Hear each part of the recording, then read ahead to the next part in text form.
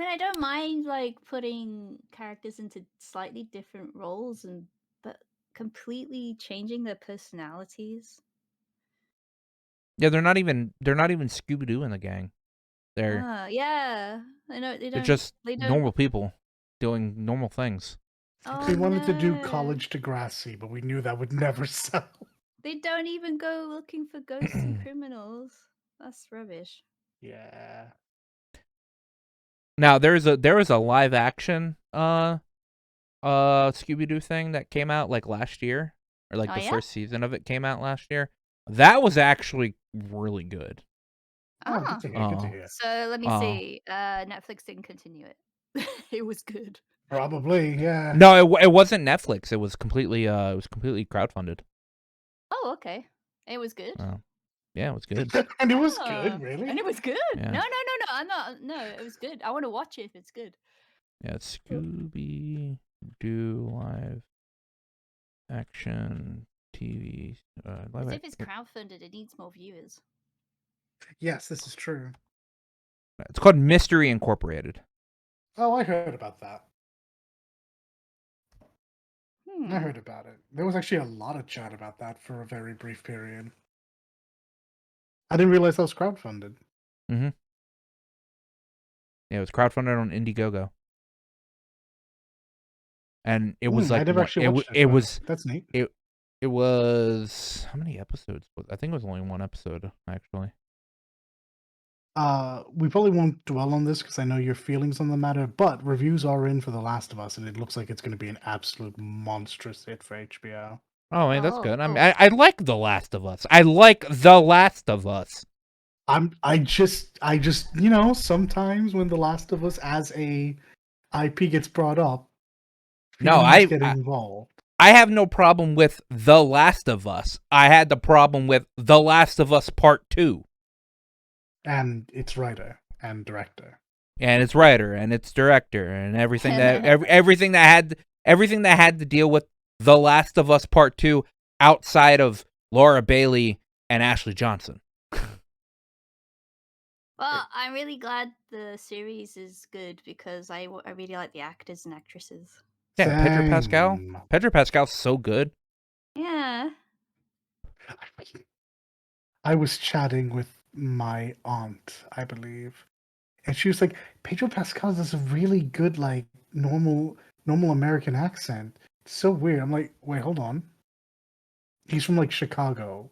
What do you mean he does a perfectly good, normal American? He's from where? Well, yeah, he's from America. But in Game of Thrones, I just thought he was Spanish with his name. Understandable. He is, however, just an American guy. He's just a dude. He's just a dude. Because Oberyn is actually the more impressive of the two in that regard. I see how you got there, though. And yeah, then I looked it up. Apparently, a lot of people have that take. I'm like, oh, I just thought he was actually Spanish. I mean, he is by blood, but at first, I may have thought that, like back when Game of Thrones was a thing, but yeah, during as a stint as Oberyn Martell. Yeah, like I definitely get it. But then, what is it? The Mandalorian happened, and then I was Just like, I was like, yeah, this guy's. Yeah, I guess that was a big one for people. Fair enough.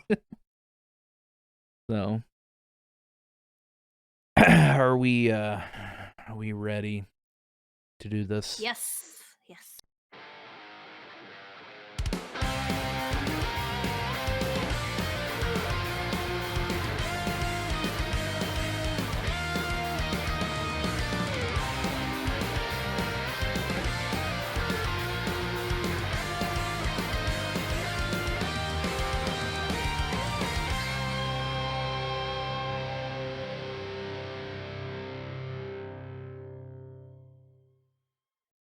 Welcome everybody to Perpetual Backlog, episode 112. I am your host, Aqua, who has had a week. And joining me are two other peoples that have also had weeks. Dalit. I did, in fact, have a week. And Leek. That's how time works. Wink. Yeah, that is how time works. So I'm gonna get right into this. All right. Nobody needs to tell me. I understand. Friday's in 3 days, and I have to wait to spend a copious amount of money on Arknights. I'm really hoping you don't have to, actually. Dude, Wait, wait, I wait, at least want 3 dupes. All right. wait. You said like we had this conversation last week about spending money on these games, on Yeah. these gacha. So Yeah. And you're now declaring a I'm not. copious Yeah. amount of money. Yeah. Yeah, You but know, a it's little bit. for italicizes her. It's for yeah. It's It's for italicized her. her. Doing it for her. Do it For her. for Do it for her. I do have a scene on OBS that I could swap to right now. It is a do it for her thing, but it's nothing but Elaine from Kuro.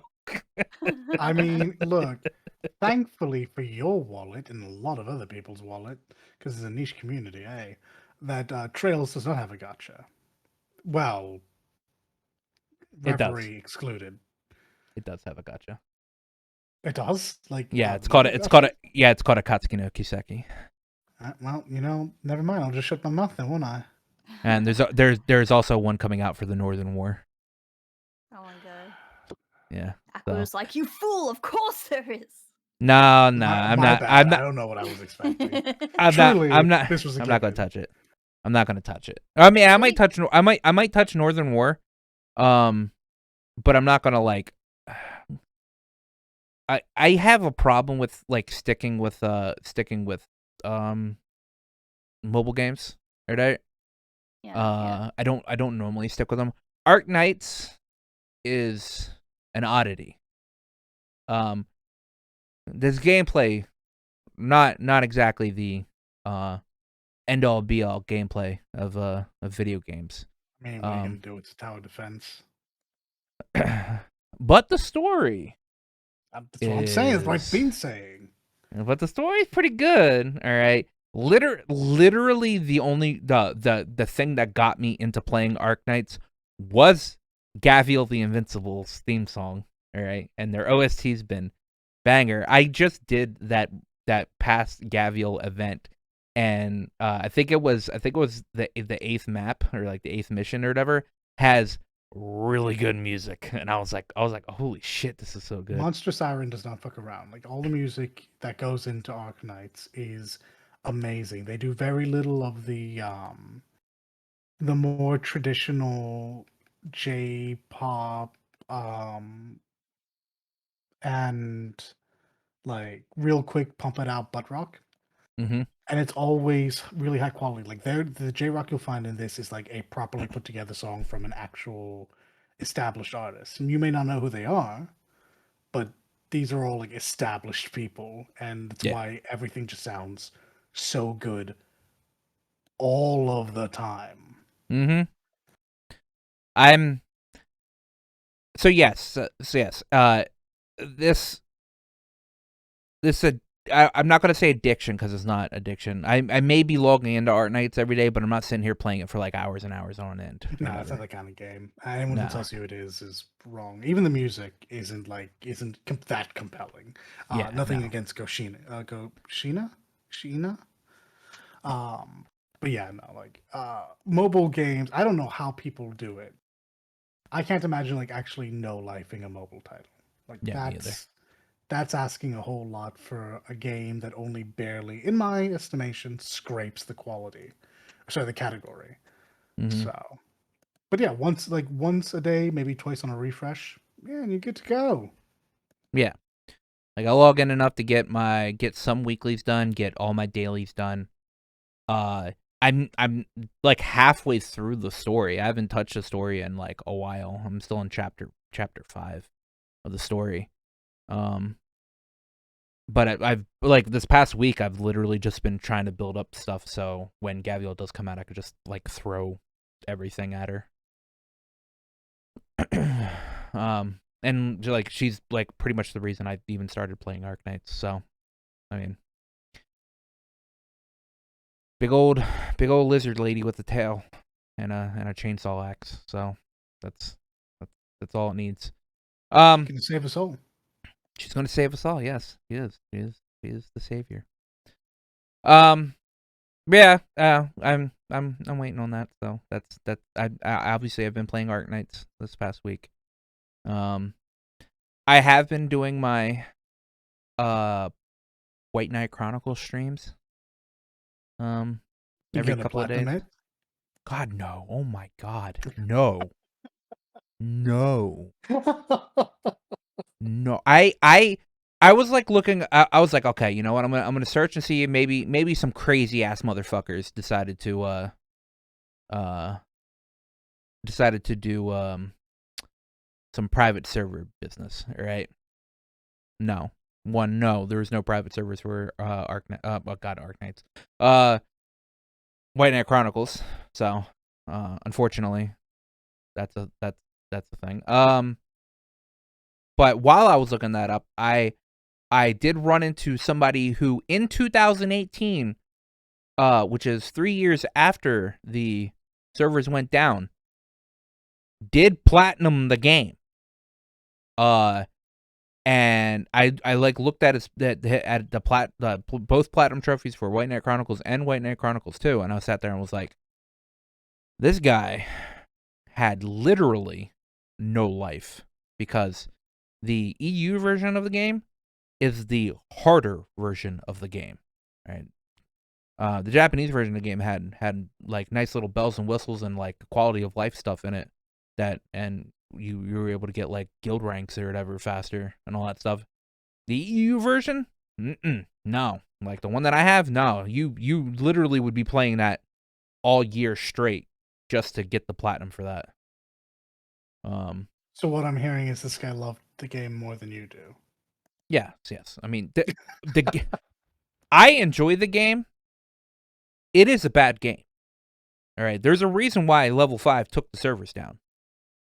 All right. It's because not many people played it, and it was the gameplay is technically worse than Final Fantasy 12. It is in the same vein as Final Fantasy 12. It is worse than Final Fantasy 12. Oh. I enjoy it. I like playing 12. I enjoy playing it. But not enough to sacrifice everything else in the world to play it. All right. I would, if there were private servers that required me to hack my PS3, I would 100% hack my PS3 to do that, because for one, it's a PS3. This thing's like over 15 years old. I'm not going to do anything else with it. And I would hop on and play White Knight Chronicles, but nobody's that crazy. So nobody's that in love with White Knight Chronicles. But that's been fun. I'm like halfway through the first game. The first game's a pretty short game. So there's that. I'm remembering pretty much everything from that game. And then I'm remembering, oh yeah, there are some things in that game I don't want to do, and I don't want to remember, because that's pretty rough. Ooh, you hate to hear it. Yeah, man. Like some of the missions in that game are rough, and are like they are rough. They are slightly rough when you have people. They are probably extremely rough when you're doing it solo. So I'll be running into that. What else did I do?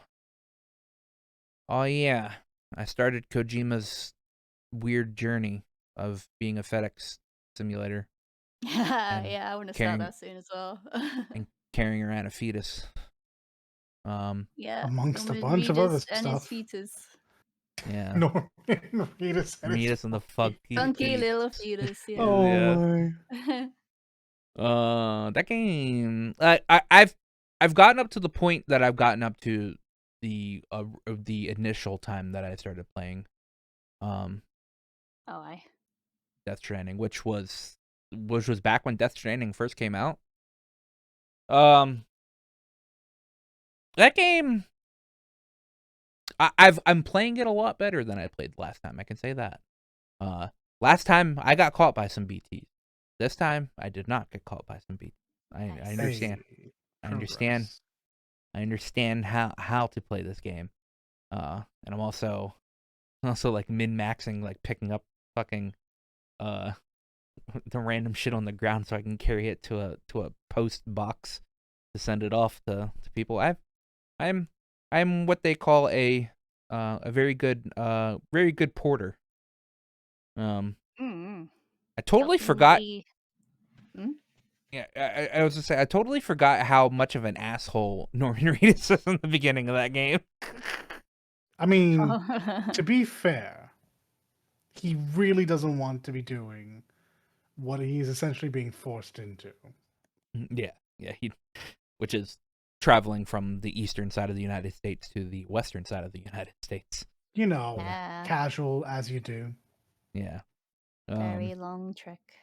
Yes, it is. 3,000 miles. But don't worry, I've gotten up to the point where I can what is it? Fucking I'm gonna say 3D print, but it's not actually 3D print. It's like chiral print it. I can chiral print a charging station, and I will now have a bike. So that'll be nice. Yay, the bike, yes. Yeah. Which means I'll be able to carry more stuff. Yeah. Mm. The faster pace. Yeah. That'll be nice. Yeah. So I was in my head, I was like, I gotta get through this game. I gotta know what Kojima's thinking. I'm pretty sure people who have played and beat this game still don't know what Kojima's I thinking. was gonna say. Look, But man, I'm there's all still trying to figure out what Kojima was thinking way back from Metal Gear Solid 2. So if dude, you ever Yeah. figure it out, let me know, eh? Metal You're Gear is just the. Go ahead. you're just connecting, the splintered communities and bringing people together again because we all forgotten how it's like to get in touch and talk and Yeah, it's a great So social Discord? piece. It's a great social piece, is what it is. Yeah, it is great. It's a Yeah. great social piece. Um, Metal Gear is the reason why I'm actually playing this game Oh. because there is no way, especially with that trailer that they showed at the game at the Game Awards. There's no way Kojima doesn't put some type of Metal Gear shit in this game. Oh, I'm sure there's Like, there's a cheeky jab at it somewhere. no, I'm But talking about yeah, I'm talking about an actual Metal Gear, like a oh serviceable Oh. Metal well. Gear. Oh, Oh so you're not no. talking about the director's cut version trailer of this. You're talking about Death Stranding 2. I'm talking about Death And Stranding 2, yes. yeah, that actual Metal Gear that just came out of nowhere. Yeah, Yeah, fair Yeah, play. right? yeah. Fair play. So I'm like, okay, there's got to be like some type of like a robot suit or whatever in the second game. There's got to be the technology's there, Kojima. Exosuit, let's go. Yeah. Um. Hey, you're that ninja. No. No. Yeah. That I think that's all I've played. I mean, I've watched. What was that? Dalton and I started Cold Steel anime this week. Ah, too right, too right. So, and I'm pretty sure Little has something to say about that later on. Mm. Okay. And yeah, and been watching Brooklyn Nine-Nine, so that's pretty much my life right now. Next. Next, I'll go next because I haven't really done much. So besides a little bit of Sims, just a little dash of Sims this week. I've actually been playing Elden Ring more. Oh, Let's go. Solo, and also the seamless co-op mod that you can get off various places like Nexus mod and stuff. oh, Seamless nice. That's co-op? yeah, seamless co-op mod. You can freely play multiplayer. It isn't restricted to Summoning. the summoning. Yeah. Oh, I went through the game solo, so I didn't realize that they had changed that. Okay. Oh no, it's not an official thing. No, It's it's a a mod. mod. It is a It's a mod. No, mod. no, no. My point is, I didn't realize that you didn't just have drop and drop out. Well, Okay. you still have to summon them to your server, but you can go through the whole content with. Without them having to go away after every major fight, yeah? Yeah, that's right. Yeah. That's right. Right. Okay, that's cool. That's a good addition. It's It's a super nice. solid mod. Yeah. So, but it is completely separate from your solo save, of course. So it's a full new file. Yeah. Okay. Uh-huh. Yeah. So you can't use a current file. You have to create a whole new game. But yeah, That's fair it's enough. it's fun. It actually makes it feel like a whole new experience because you're just running around bantering and tackling things with your mate. Balance makes everything more. Yeah, I think it's up to 4 people as It's well, which is so fun. much. All I right. know. Although obviously it does mean that the bosses are harder because they up the health pool or something. Nah, that's Something fine. like Gank that. that boss. Yeah, yeah, yeah. Mhm. So you can't just like take them down easily. It's still hard. We have tackled the weird cat statue. I will never remember its name. Is it the stupid like uh, guardian dog or whatever it was? But yeah, it's cat statue. What else we do? We tackled the one in the cave and another big boss. That's open world boss. And then we still haven't, ironically, as mentioned before, because it does up the health pool, we still haven't tackled Tree Sentinel. Oh yeah, he'll be a bit more rough this time around, It eh? will be. Ugh.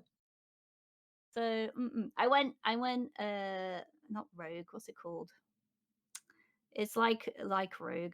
You get bows and arrows and daggers and stuff. What's it Okay. called? I can't remember that I don't class. remember. Anyway, I only know Wretch and Ronin. yeah, maybe it's scoundrel or something. I don't know.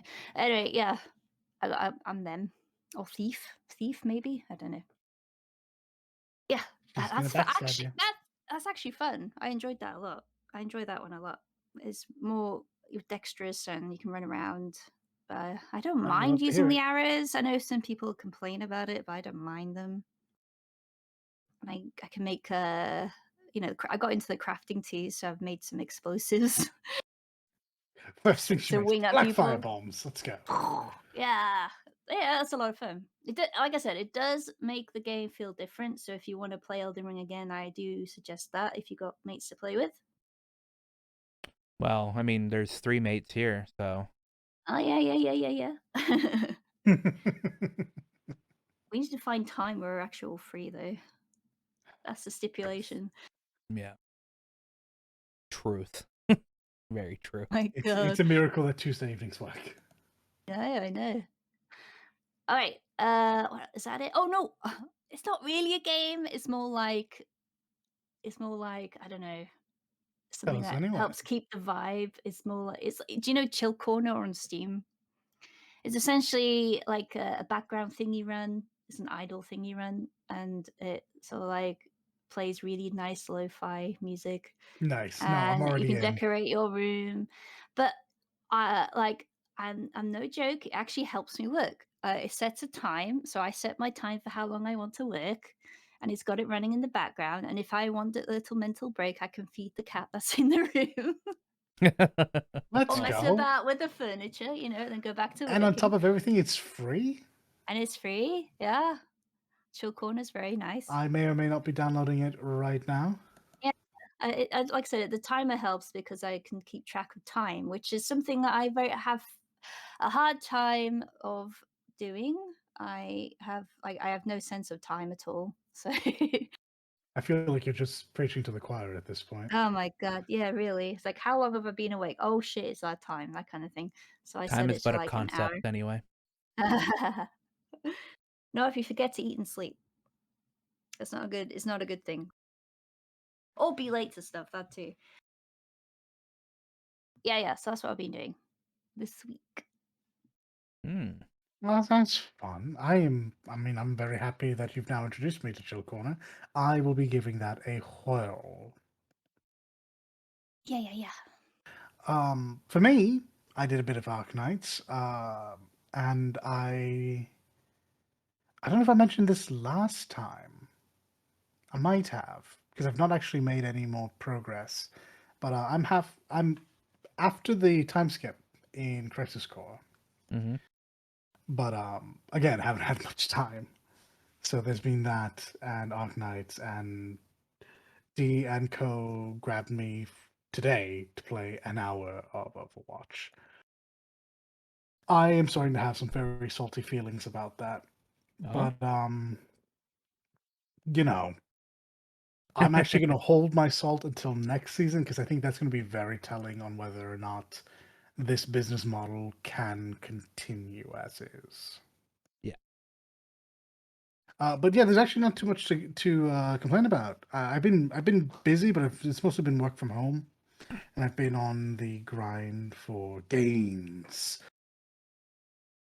I'm currently at the Gains. point where I'm a little frustrated because I'm not seeing any weight loss because there's just muscle building up under fat, and I am losing fat, but the number isn't changing. Mm. So it's like, Oh, that's muscle. Well, you just keep mm, you just keep at it. It'll change. exactly, just The so. look will change.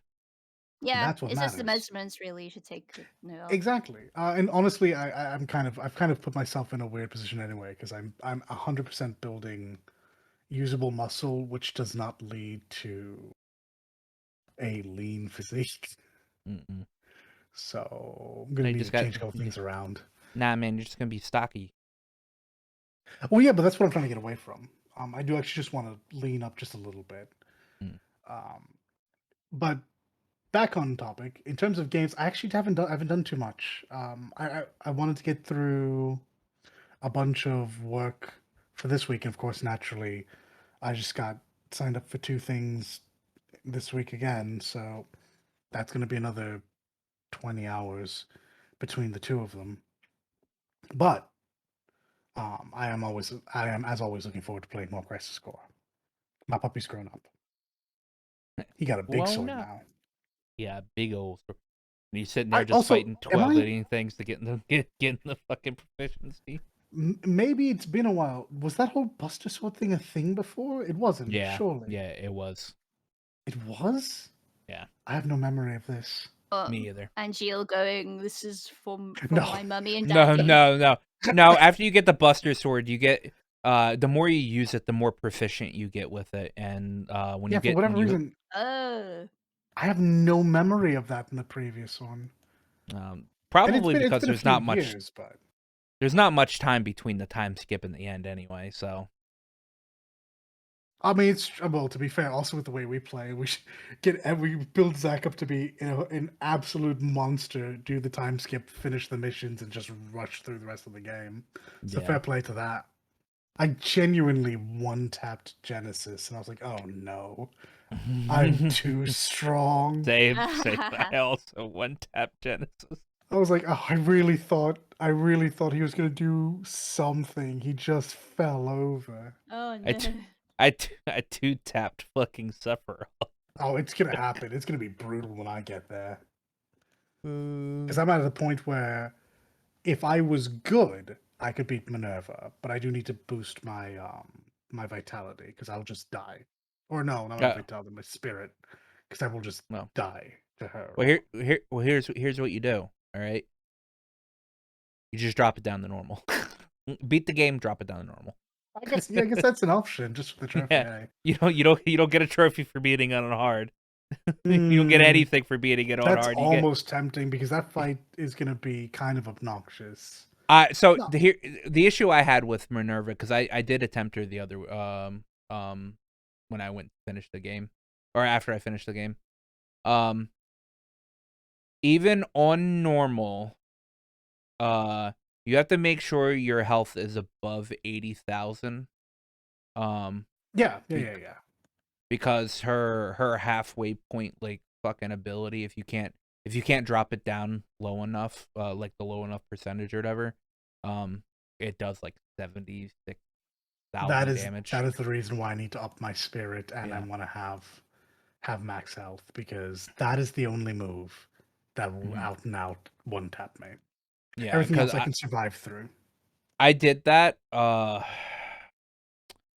I need to go and up like just I guess change one of my materias to more HP. I just need to grind out some missions for the I have no more missions to grind out. So No, but you can still grind them for certain drops if you know what no, mob to yeah. do. I need to do, Yeah. I just need to figure out what materia I'm gonna do it to because at the moment most of my materia can't change. But here's what you do though. All right, and by that way, I mean I'll probably throw the HP on my mug. Bring in mug. All right, steal Mug the a bunch of Phoenix 99, Downs. and steal the 99 Phoenix Downs from her. And just make sure you always have a Phoenix down up just in case you Yeah. fuck up. Yeah. That was, Oh. to be fair, not only was that the old strat, in the previous game, you could keep items if you quit out. Yeah. That was also Yeah. like the money strat. Yeah. Hey guys, don't forget to sub to the channel if you're into what you're hearing. While you're down there, remember to like the video as much as we like you. You'll be good now. So I got her down that like 50% HP, but and by luck, right before she did the her move, all right, I got an Aerith DMW, all right, so I was invincible for the attack, all right, but I fucked up after it, so and died, so so I was like, For fuck. shame. So I had the run that I could probably go on, unless she does that move again, then And she which almost certainly will. yeah. So I mean I'll get it one down, but I'm not. I already uninstalled fucking Crisis Core from my computer just to make room for, Death Stranding, which is like a lot It's of gigs. So I totally forgot that I played the fucking 14 patch today. Almost like I totally forgot. Oh right, you hadn't mentioned it because we were talking about it earlier. Yeah.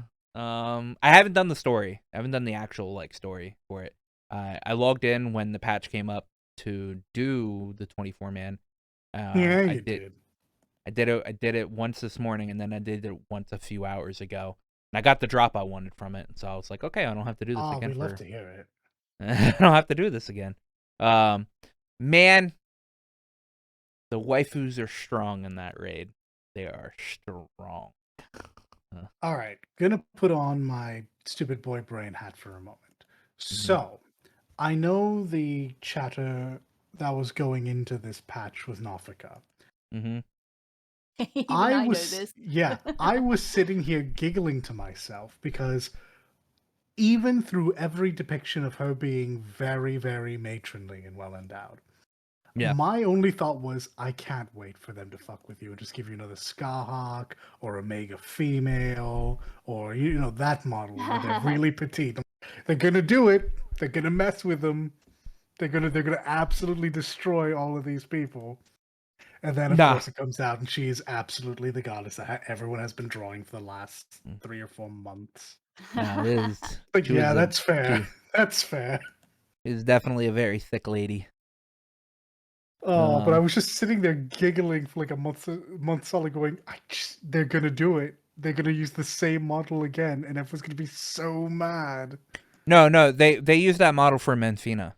They did, which is fair. Yeah, Menfina was the Skyhawk model, I think, or close to the Skyhawk model. Yeah, and then, that build anyway. Yeah, and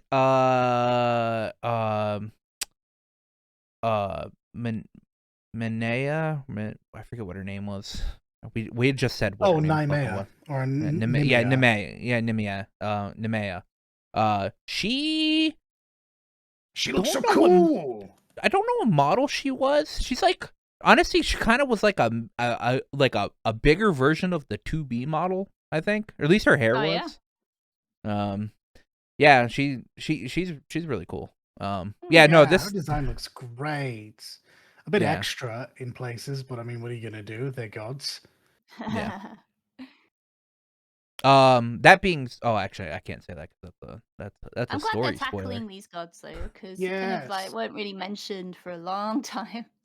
Yeah. But you knew of them, and now, It was just set dressing for so long. Yeah. So now the question is, because we got Memphina, we got Nemea, we got Halone, we got Nafika, and we got Althic in this raid.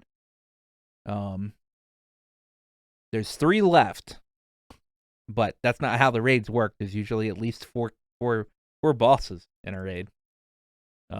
So we're sitting on we're sitting on a secret last one. because the bosses, the gods that are left are Ashan, Limlane, the Navigator, and I can't wait to see Lin Lane. I'm genuinely so excited about that. and I forget what the other one is. So Ashan, Limlane, and Elric? No. Thaliak. Yeah, Thaliak. Thaliak. Thaliak. Yeah. So taking bets, and I'm probably not right about this, but are we gonna get a double fight with Mom and not Dad? Mom and evil Moonchild? You talking about like Zodiac and Heidelin? Yeah, and I that's not don't. quite how these I'm work, but no. I mean, the double fight was in this patch. and last patch Was there a double fight last patch? we had both I aspects Nalthal. of Nalthal. yes. Yeah. But Nalthal like always comes together. This is why I was thinking like, what's another duo fight? Because I wonder if they're just gonna keep that up throughout. I don't know. They tease of a 13th. It could be Dun, the dun, step dun. folks, God. Yeah. Aren't we mostly certain that that Nama and Azim are not Azim? What's the No, yeah, that it would be Azim. yeah? So not that Because Nama and Azim are just Azima and Nafika. Yeah, but it could be yeah. their own version. It could be. That is actually fair enough. Because they are they're worshipped as separate beings in the steppe, aren't they? It is Yeah, true. It is yeah, true. but the step doesn't follow obviously the normal 12. Oh, that's true too. Neither will whoever is 13, I guess. Yeah. Yeah. I mean, they have a Maybe theory. it's all of them. They have a theory. They have a theory on who the 13th is in this patch, but obviously I won't go into. I won't go into. Yeah, we'll chat into about that detail. later. Yeah. But yeah, I haven't done story. I did play Paladin because my Paladin's the only one that I have a 90, so there was a rework for Paladin. It is weird.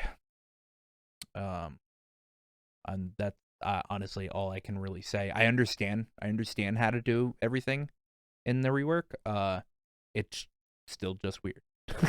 How's that block down to just a defense up? No, they just gave us Bulwark back, which true. is now the block now. To be fair, they gave Machinist, and that makes me think they probably also gave it to the other two.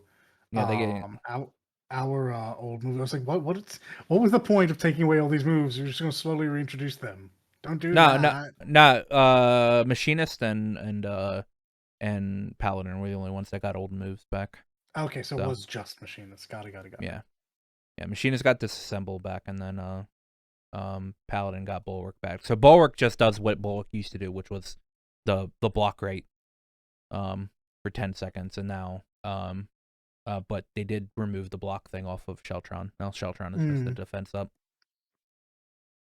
But yeah, like I said, I haven't done story yet. I will at some point in time do it. I'm not in any like super big rush, and ain't nobody spoiling on Twitter yet. So, yep.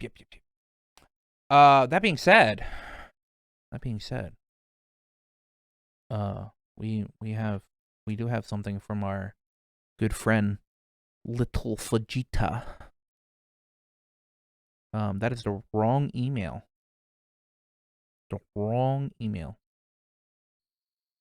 All right, he had to send two things because he forgot to add in something. It says, "Hello, friends. Sorry for the lack of absence. The lack of absence. You mean sorry for the lack of being here, not the lack of absence, because you were absent. Brain farts on my part. I hope everyone had a lovely holiday season and ready to kick ass for 2023. Yeah. To answer Leek's question first, I've barely any time to play games for a few weeks. Barely had any time to play games for a few weeks.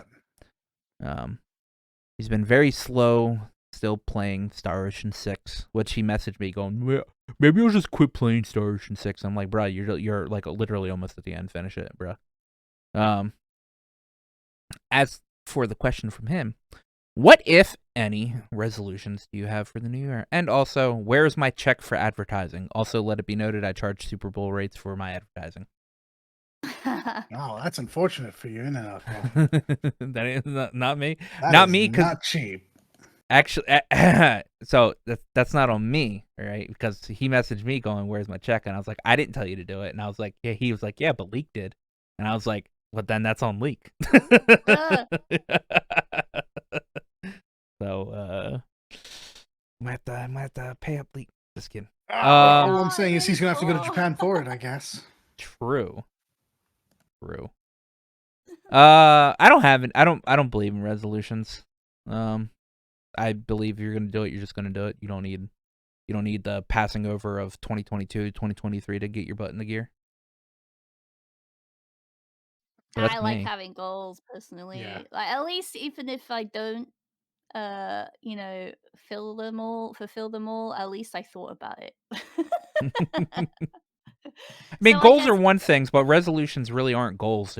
They're superstitious like type of goals. I just see them as goals, so I don't have to worry about that shit. So yeah, I guess mine would be I've got a lot of like video stuff I want to do, so at least try to tackle that, especially dark and darker things. I got to at Hell least to get a few yeah. videos out before February because that's Yep. when the next playtest is. Um, I've got actually I'm actually fulfilling one goal already is like getting my commission list done. I'm Yes. finishing the commissions I have, Nice. and that's on Let's the way. go. That's why Chill Corner helps a lot. Let's Well, makes see what sense now. else. Yeah, fair enough. It's helping me work. Oh yeah, I did say this last week. I want to make new art for Perpetual Backlog. Hey. Yeah, updated stuff. So I want to get that done too at some point. Hopefully the first part of the year. What else? I actually want to play more games, but also record them. So I've actually found a bunch of indie games I want to play, so I want to get them done. I'll make videos on that. Someone also bought me Stray, which is cool. The Meow Meow robot game. Meow meow. Hell yeah. Meow Meow robot game, yay! So I'm gonna play through that and make a video on that too. I want to cover more D&D stuff and make content on that as well. Mm-hmm. I guess there is a big motivation coming up. Yeah, we'll Now, get to yeah. that. True. Yeah, so actually it starts with this very very podcast. Let's see. I want to continue learning 3D because I began last year. I want to move beyond a donut. Donut. Yeah, I was making a Understandable. donut. It's a donut tutorial. It's very famous. Just look at blended donut. You'll understand. I'm gonna go do it. What else? Move out. That is. Oh no, we already covered this sort of, didn't we? Make more money. Yeah. Yeah, Yeah, money. Yeah. more Yeah, money. yeah. That's my goals. Money. I am resolved to become leaner. And to maketh that money. It's literally just those two. I'm in a pretty comfy position at the moment in terms of work, and it's letting me look to the future pretty quickly. So hopefully that pans out. And of course, we all want to be thinner. Yeah, I mean, money. Find an affordable place. That's a joke in America, but You're not kidding. uh, Goodness and gracious. Not in the city, you won't. and yeah, and hopefully have fun on these 2 trips that I have planned this year. So Yeah. Oh my goodness, I haven't been thinking about them. I need to though. You need to budget. Yeah, before I know it'll be on top of me.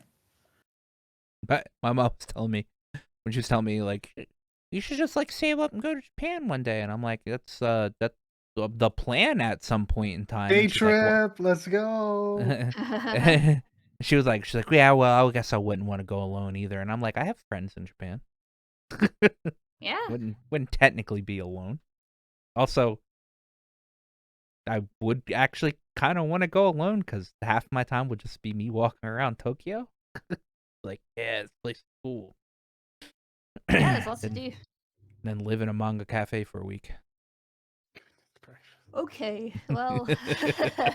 Well, too At bit least of a there's showers. nosedive, but an understandable one, I suppose. Hey, Joey did it, and it looked cool. So, nah, I wouldn't live in a manga cafe for a week. I wouldn't be able to read any manga. It's all in Japanese. So, You can look at the pictures. I look at the pictures. I'm like, oh man, this art is really good. Yeah, but that's my stuff. Use Google Translate. Yeah, we bring up my phone to fucking scan the goddamn pages. Translate. And then he said follow up. Forgot to add that he watched the first episode of Northern War, enjoyed, and looking forward to more eps. So Correct. Yep. Same here. Ready for everybody to die in that anime because they don't show I'm up supposed anywhere to be the else in the cynical future. one. Why is that the thing you keep bringing up? He did this to me twice when we were watching. I was like, oh, that's a very real possibility. Oh no. No, it's gonna be it's the Rogue One of anime. It's the Rogue It One of could. the Trail series. I'm fine with this. I really fancy Rogue One, so Yeah, like it's I mean, like there's a chance they don't, because nobody ever dies in the fucking Cold Steel universe, but there's always a chance that they do because those characters don't show up anywhere else. So they're technically, from that perspective, they're technically the good guys, but from the perspective of playing Trails, that they're not the bad guys, but they're the other side. So yeah. dun, dun, dun. All right. Well, the first one is this. Oh yeah, Ubisoft. They literally tweeted out a picture of the Splinter Cell fucking goggles, and that's literally all they did. And said hashtag Splinter Cell. That was Yeah, that's gonna be interesting. Is it gonna be Sam? Are we moving on? What's gonna happen? What's gonna happen? Who knows? I've never played a Splinter Cell game. I just saw that and was like, really? Is Ubisoft actually doing something people want? Yeah, I know at one point main character kind of looked like David Hayter, which was a funny A little, thing. which was interesting. To follow up on that, I for a long time joined the fanboy wars of I'm not going to deal with Splinter Cell. I have Metal Gear. And when that stopped being true, I eventually did move over. Because Sam was, for a long time, the last bastion of stealth action. And then, even then, it kind of stopped being him because of the story. Still, like, it's good to see that's coming back. I still have to finish up my playthrough of Undetected because I missed that boomer stealth action. anything to milk the Tom Clancy universe. I mean, is it even still Tom Clancy's Splinter Cell? Didn't they have to stop doing that a while ago because it was clearly false advertising? No, they still called Tom Clancy's The Division. Oh goodness, it is like beating a dead horse, eh? I mean, I'm pretty sure Ubisoft just owns the rights to it. So, all right. I mean, look. Regardless, I hope it's good. This is not something that I'm like uber excited in, but it is a genre of games that I love. So, I mean, and yeah, I think just Ubisoft just owns Tom Clancy in general owns Tom Clancy novels in general because I mean the guy's been dead for quite a while, so who knows? I mean, you're right. They did buy the IP rights, so fair enough. Yeah, so I don't think they own Jack Ryan though, like the character. Yeah, but they might have. I don't know. I have no idea. But yeah, to your point, that being yes, said, they do own the Tom Clancy like IPs in most part, I guess. That being said, the Amazon show Jack Ryan was actually pretty good. So I've heard. Yeah, I need to give it a go at some point. Yeah. John Krasinski, pretty good actor. Um so unbeknownst to Dalit and myself, on the day of, Sony apparently had a press conference. Yeah. Because we don't pay attention to stuff like this until it like shows up in our face for some reason. The only thing that I got out of this conference was there's a Gran Turismo movie or movie coming out or whatever. Yep. And then there was somebody talking about how there's supposed to be like a love interest for the character in there, or like there was like some fucking love storyline in there, and then people. Oh, were you like, certainly know more about it than me then. Yeah. I just saw people comment on it, and I was just like, okay, all right, well, Yeah. what is this? You This gonna be... remember the dude from Stranger Things and Violent David Night? Harbour. Yeah, he's in it. Yeah. Oh. Yeah. Okay. Yeah. Yeah. That's cool. I mean, it's gonna be Need for... No, it's just gonna be Fast and Furious, but on an actual, like, I guess. I don't know about Fast and Furious because those movies have shifted. Well, I mean, it's just gonna be. More It's of a just gonna family be. now. But no, Yeah, I yeah. guess when I'm thinking of GTA, there is a lot of GT. story. GT. There's a GT. Sorry. Gran Turismo, not GTA. Is different. I'm stupid then. I'm thinking of GTA. It's fine. I was saying GTA earlier. About Violent Night and Stranger Things, because there's also a movie. Get David Tourism. Harbour in the next Grand Theft I need to Auto. clear Let's go. this out. Holy fuck. Okay, carry on. Yeah, I mean, I don't know. It's gonna be a racing movie, which is okay. I guess it's just gonna be car porn. I mean, probably. Okay. It's probably gonna be really good. It's Top Gear the movie. Top Gear the So movie. okay. Yeah. I recognize that the Top Gear boys can be a bit problematic. But also, I fully understand, as someone who watched that show for a long time, why that show worked. Yeah. Sometimes car porn is just really nice. Yeah. Yeah. No, I reckon it'll be all right. Other things that come from that were there was a lot of attention put on PlayStation VR and what they want to do with that going forward, and how they'll have. I think they have slated 30 games for VR2. Oh, Nice. okay. I mean, we've dwelt pretty hard on The Mountain, the one based off of Horizon, Call of the Mountain. Yeah. But yeah, they have apparently quite a collection ready to go for that. Oh, that's interesting. Yeah, that's cool. Yeah. I actually like VR. Ignore the shit with metaverse. Ignore that. Oh, absolutely ignore that. Actually, like actual games and worlds based on VR tech is great. It's very interesting if you can get over the motion sickness. And the price hump for owning it. Yeah, but that will go down over time. You know how this sort We of thing said that works. about last gen, and it got more expensive this time. But you're right. At some point, once it's stable and we have the technology in place. Yeah. Yeah, I just want full dive. That's what I want. And I will not participate in any VR until Full Dive comes out. Plug me in. Wouldn't it be a shame if you were trapped in there? Would it be a shame though? I don't know. I don't know. Fair play. Though all of this said, Sony's appearance at CES, the only reason I noticed it was because they put out a very, very fancy, very, very nice accessibility controller. Yeah, Project Leonardo. It's great. It's modular and stuff. You can put you could customize it.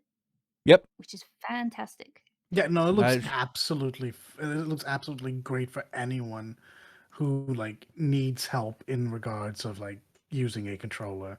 The buttons, I mean, as has been said, are modular, but they're also very large, very easy to read, and you have the option of a joystick as well. Yep. You place it on your lap, you place it on a Yep. table, whatever you need.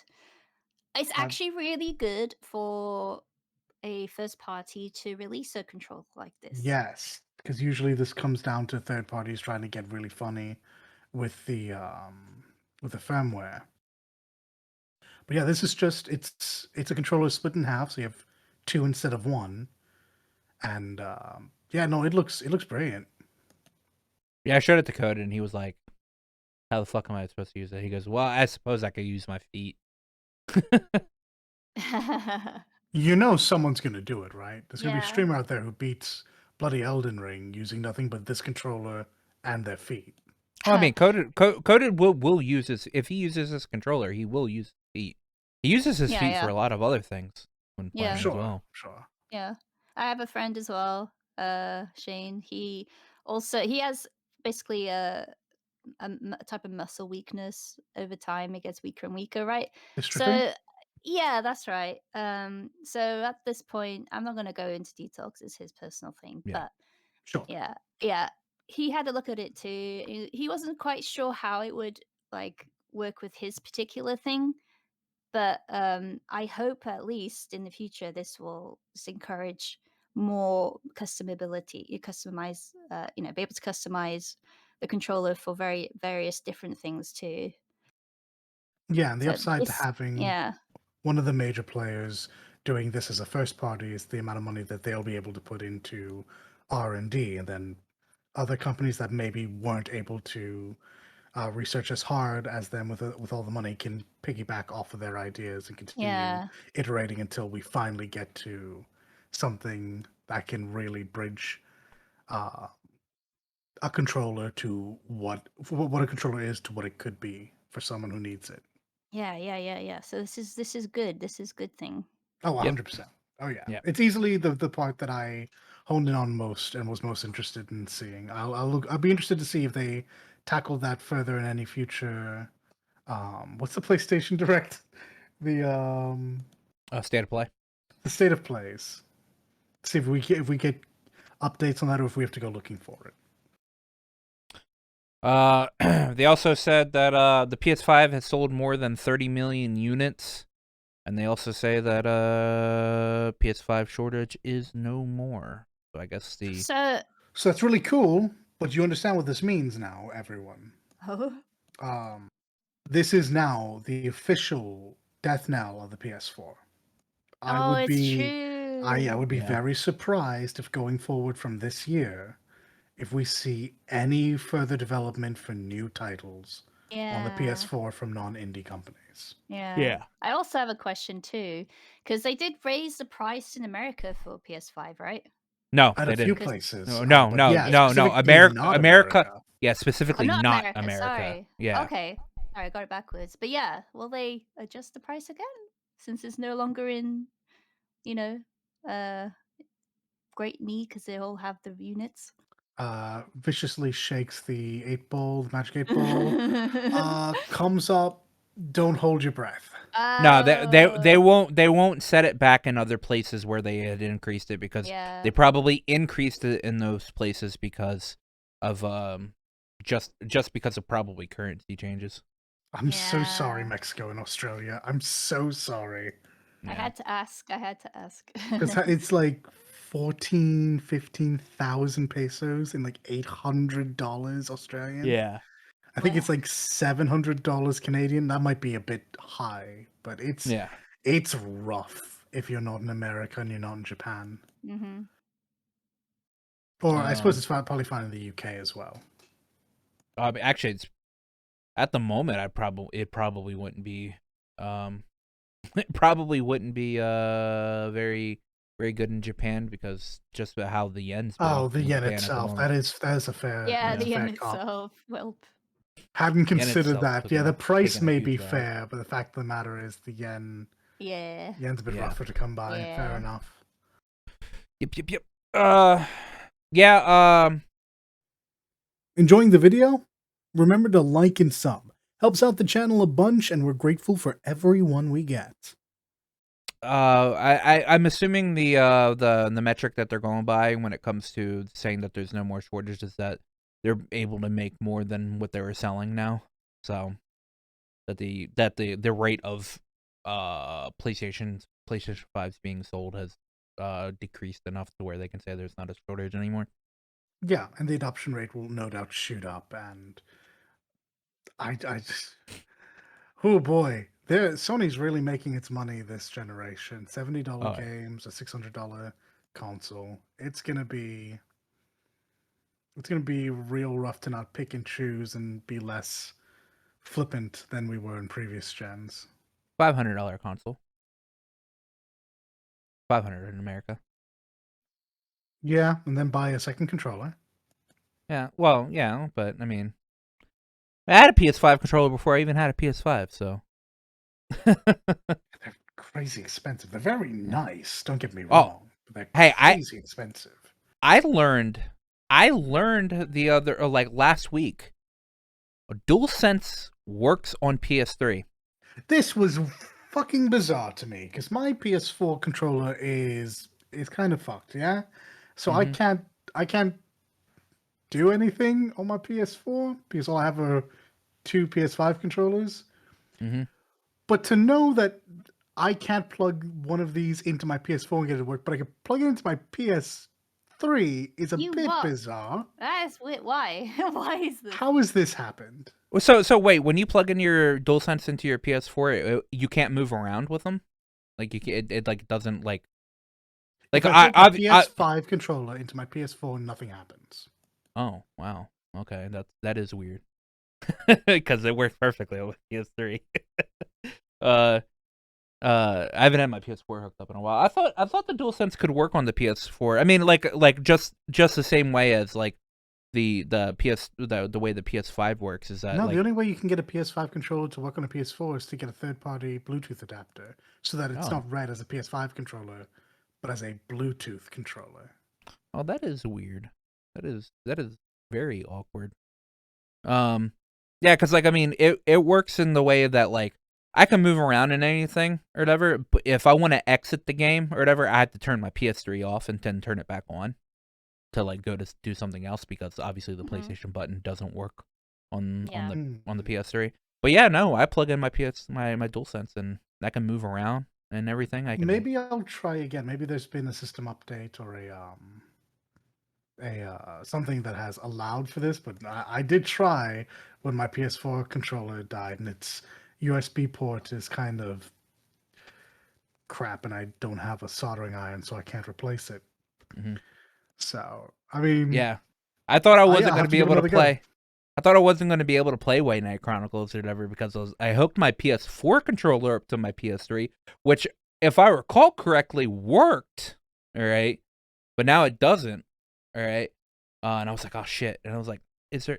There's no way the DualSense will work. So I plugged up my DualSense and it started, and like I was able to move around. I was like, what the fuck? I was like, how does this? Hmm. How is this even a thing? But yeah, that's the crazy Sony thing that I found out this week. Also Yeah. found out that I apparently have Tales of Graces F downloaded on my PS3, so I can play that at any time.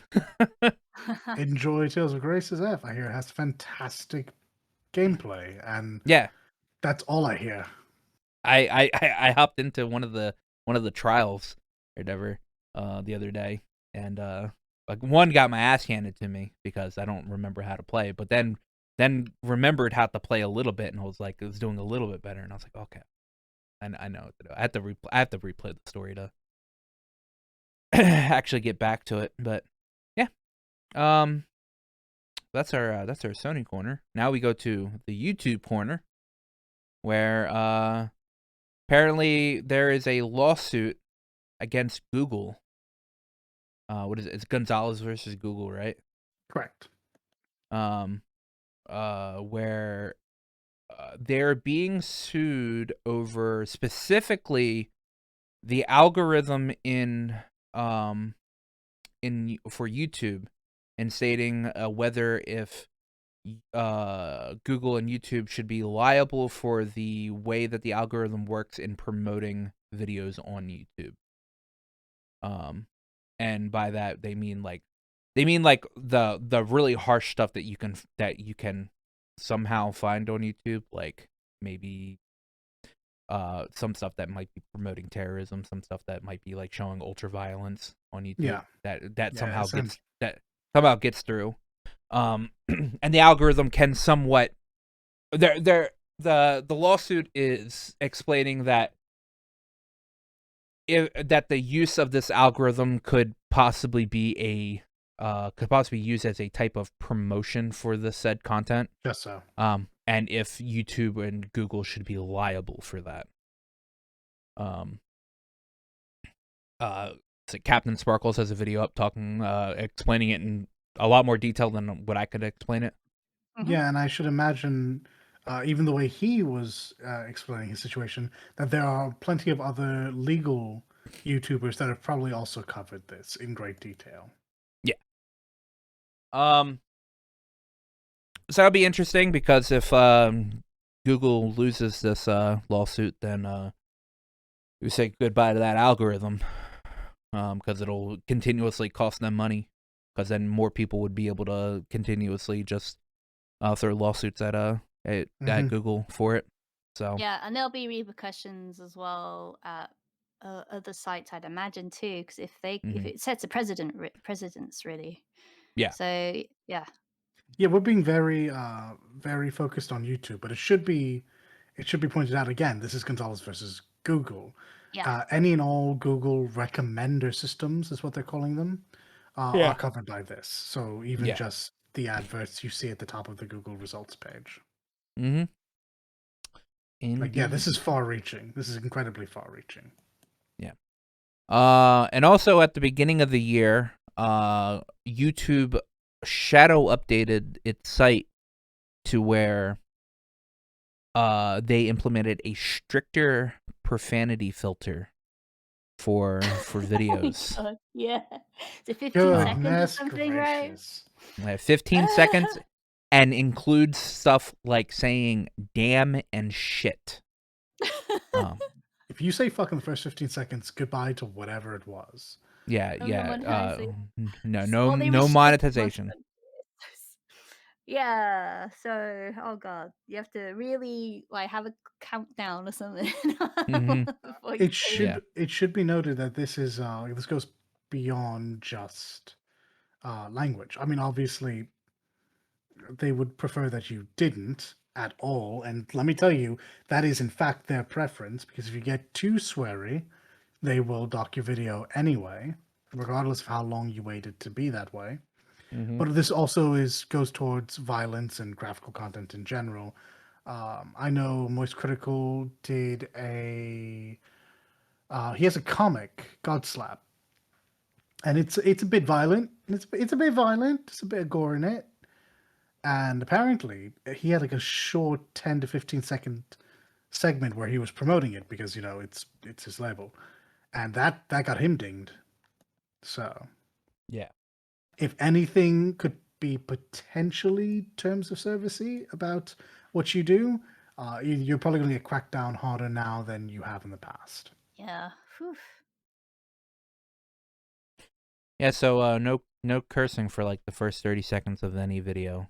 Um Just we to be don't safe.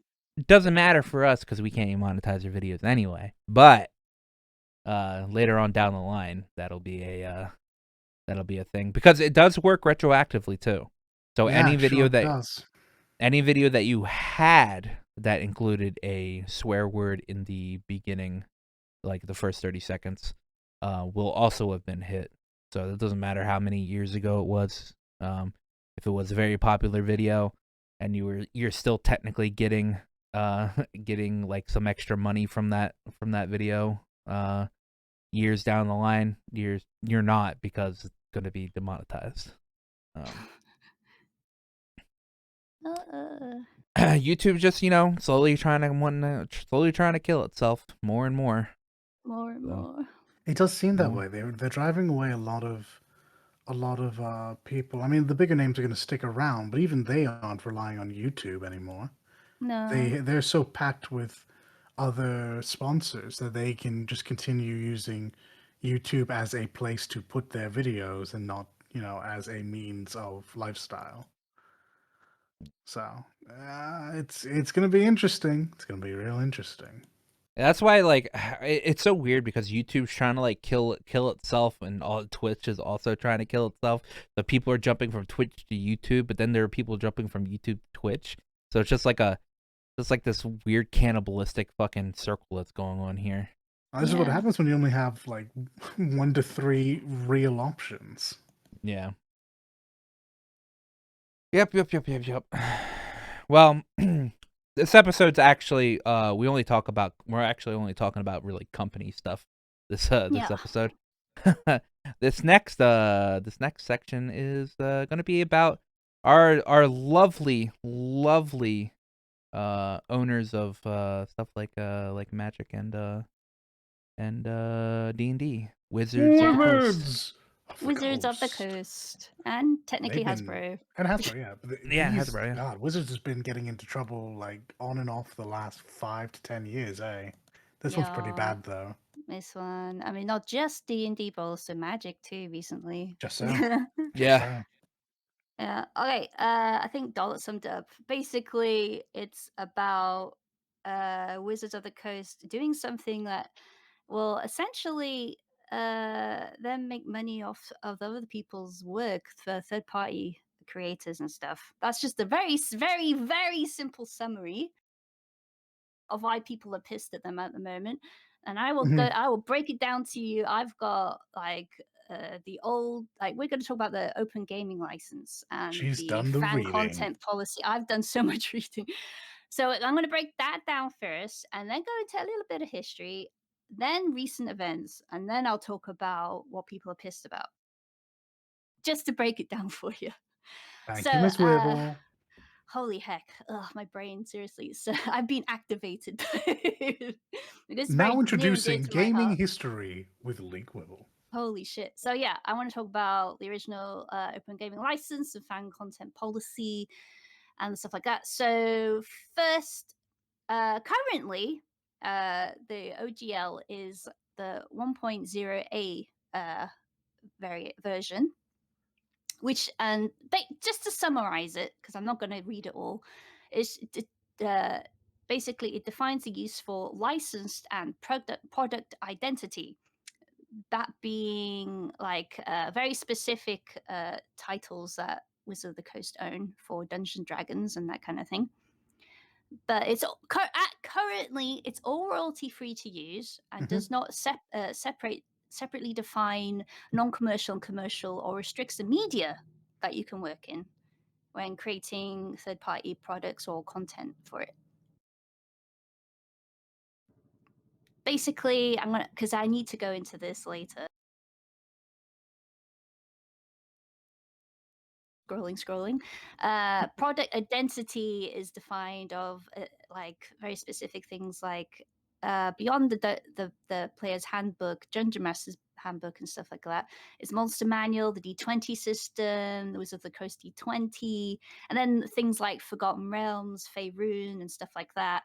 And loads of different books that fall underneath that is defined as product identity at the moment. And I'll come back to that later. Mm. Then you've got the fan content policy, and that covers all stuff that is up for free, like stuff you've made as a fan that's just free. And they really define the word free, because if you look on the Wizard of the Coast page for this, they go one word, FREE. I can read free. You can use Wizards IP except for the restrictions listed in number 3 to make fan content that you share with the community for free. Free means free. This is their wording. Point. You can require pay. You can't require payment, survey downloads, subscriptions, or email registration to access your fan content. You can't sell or license your fan content to any third parties, right? Any third parties for any type of compensation, and your fan content must be free for others, including wizards, Free. including wizards, to view, access, share, and use without paying you anything, obtaining your approval, or giving you credit. This is still fan content policy stuff. You can, however, subsidize your fan content by taking advantage of sponsorships and ad revenue and donations, like Patreon and stuff, and that kind of thing, so Yeah. long as it doesn't interfere with the community's access to your fan content. One last thing, and this is in their own words on the page: please Oh don't pull us into any legal battles! Exclamation mark. Our no, lawyers are that's their job. our lawyers are busy enough. Ahaha. If Wizards of the Coast, our partners, affiliates, or employees get hit with any legal claims, fees, or expenses related to your fan content, you're responsible for paying all of your costs. Ha, smile. Okay, so that's current things, okay? Yep. Yes. Okay, so and then there's another question like, what kind of stuff does fan content cover? And this is also something important to remember for later, kiddos. Yep. Pretty much anything you create based on our incorporating our IP, fan content includes fan art, videos, podcasts, blogs, websites, streaming content, tattoos, altars to your cleric's deity. That's a joke. The key is that it is your creation. It should go without saying, but fan content does not include the verbatim copying and reposting of Wizards IP, etc., right? Okay, so now we can move on to history.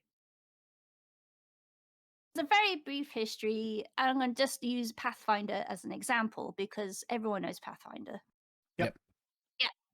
So, using Pathfinder as example, Paizo RPG Publishing Company used to publish for two major D&D magazines. They used to work with Wizards of the Coast quite closely. However, Wizards of the Coast decided to not continue their contractual relationship, and so Pathfinder was created specifically in around 2007.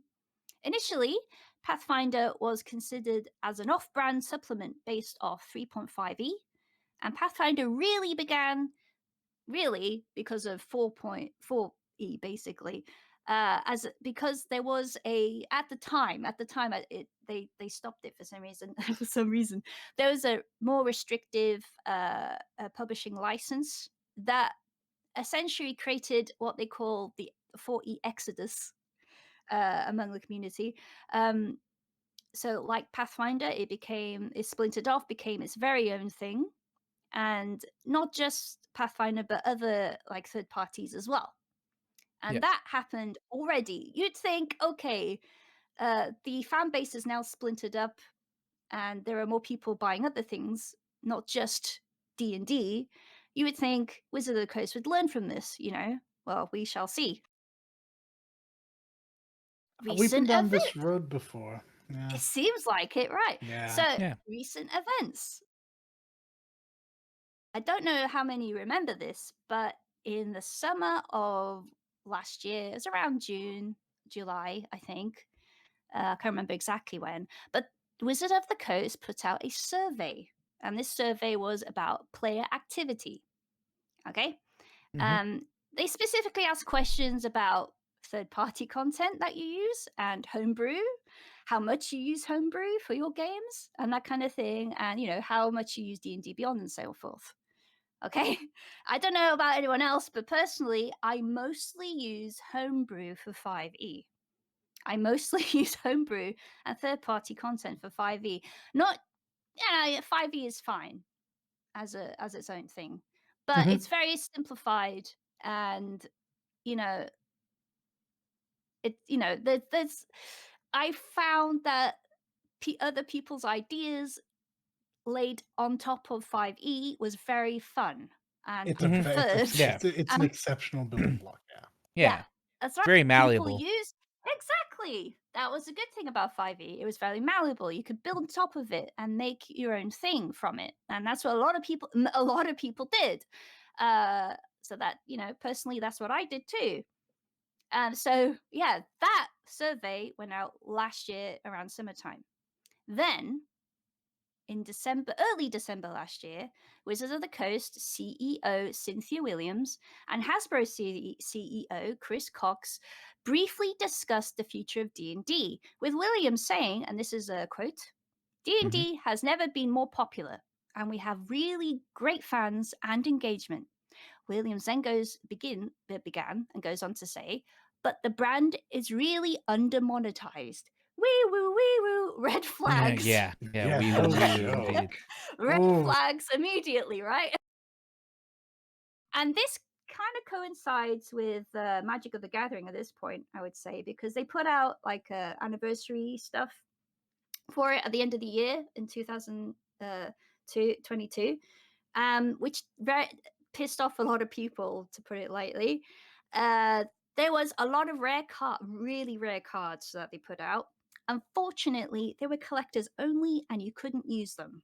I they mean, weren't in legal. That was tournaments. so weird. I know, right? These are like the Black Lotus cards. Like everyone wants this card. $1,000 cards. Yeah.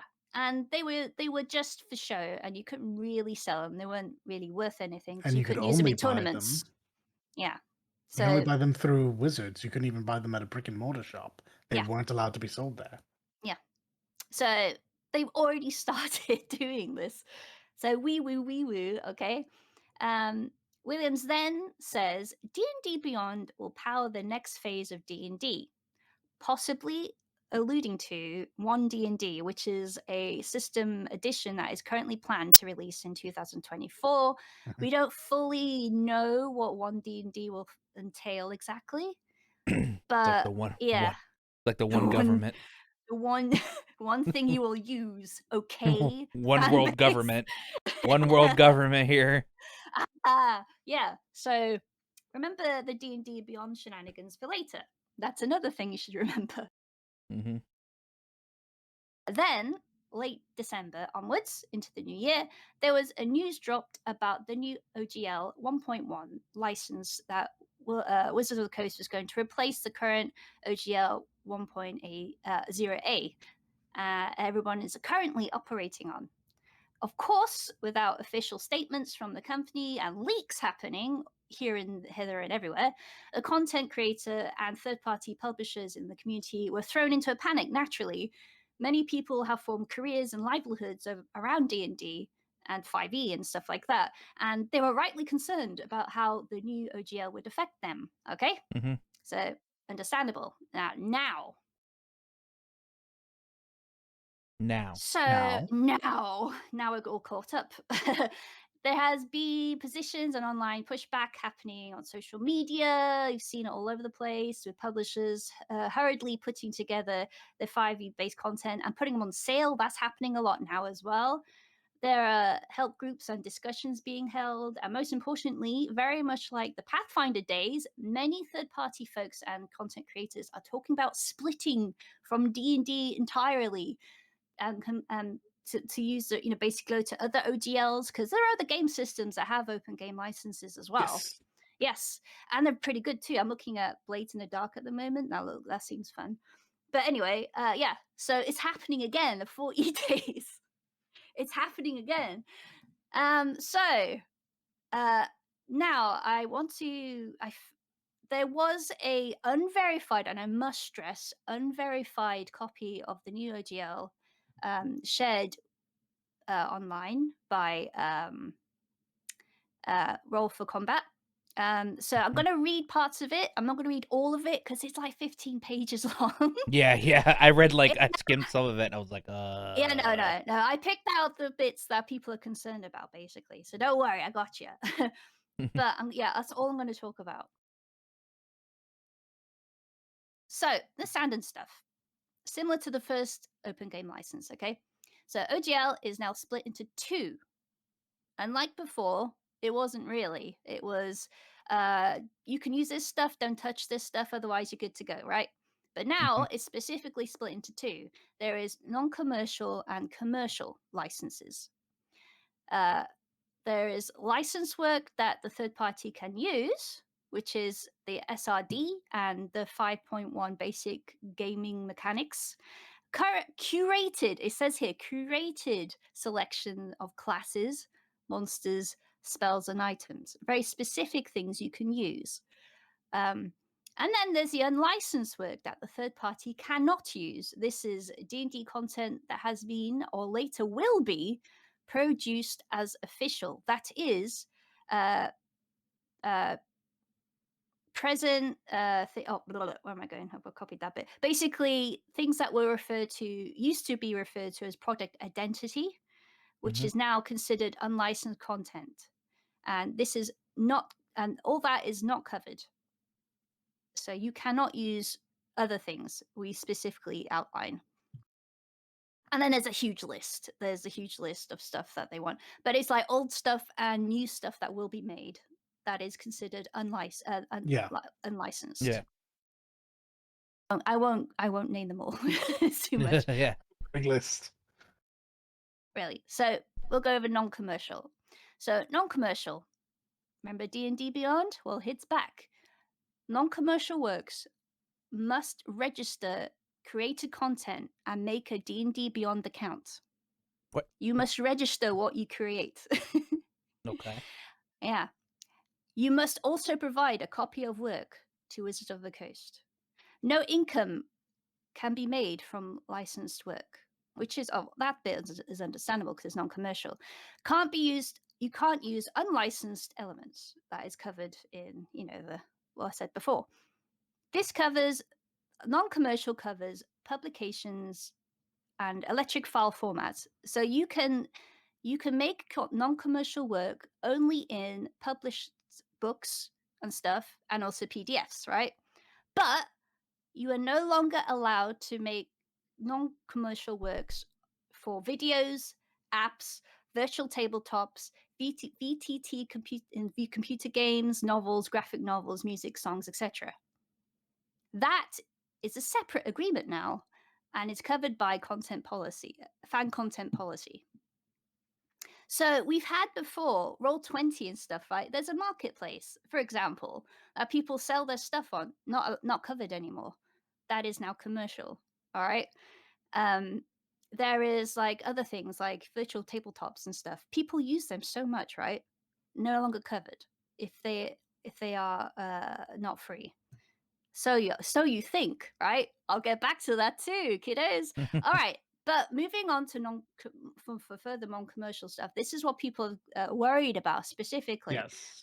All right. So X, this is segment X or 10. Point 10, other products. Sometimes great minds think alike. This is what it said.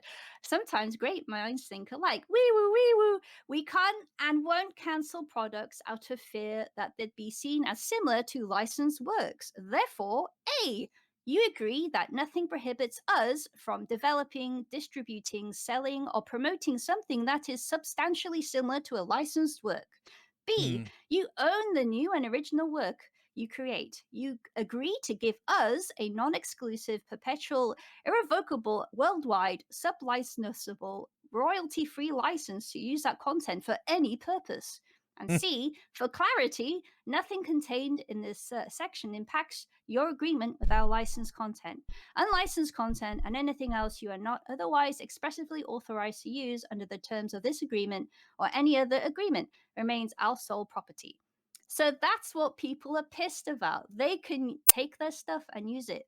And also they have to register and show Wizards of the Coast everything that they make, and they have to register a D&D Beyond. And also it restricts the media that they can use to make stuff on too. So that is one thing they're worried about. And here I'll move on. Commercial. Now you'd think, okay, I understand that non-commercial is restricted. I mean, it's free content and Wizard own their IP, right? Whatever. And how about commercial? Is it different? Well, let's see. Licensed and unlicensed is the same.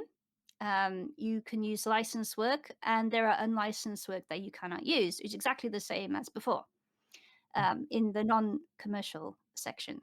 Also, the commercial license restricts the media the third party can make money off. So even still, when it's all paid work, you can only publish and make PDFs. You cannot make money off videos and apps and games and so on. And that kind of thing. Virtual tabletops as well. All that I said before, you cannot make money off.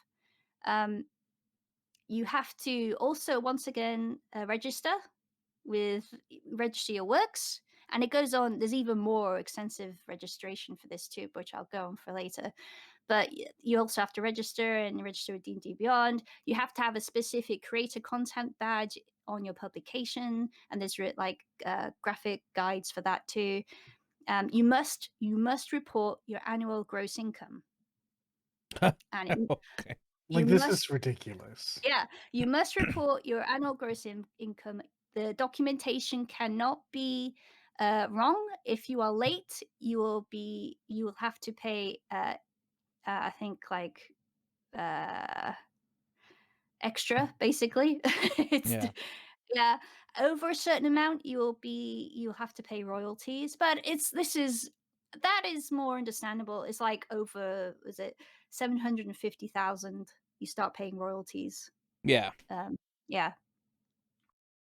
So our friends at Critical Role and our friends at Yeah, they oh, most it's not certainly will College do. Humor anymore. What No. is where are Brennan's games part of now?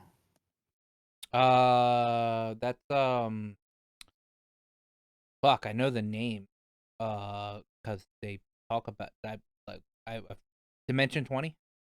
Yes, and the Dimension 20 cast, Oh, and yes.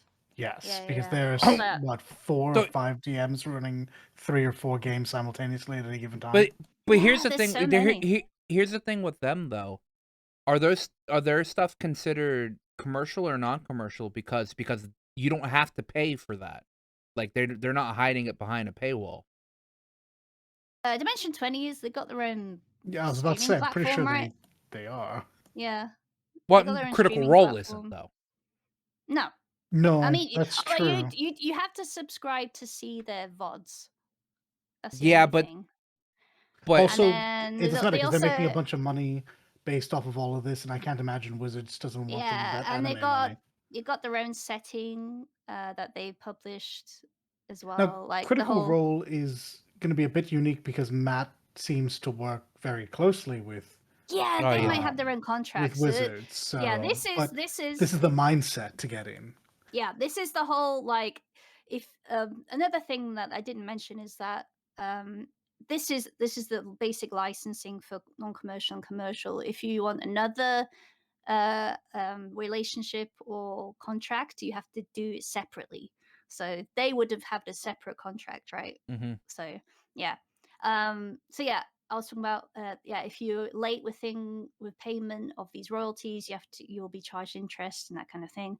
Now they also have this tier system that they call leveling up, and it says we can't help but make level things up. Ahaha. So if you make under 50,000 a year, you are considered initiate tier, and you have to register as such.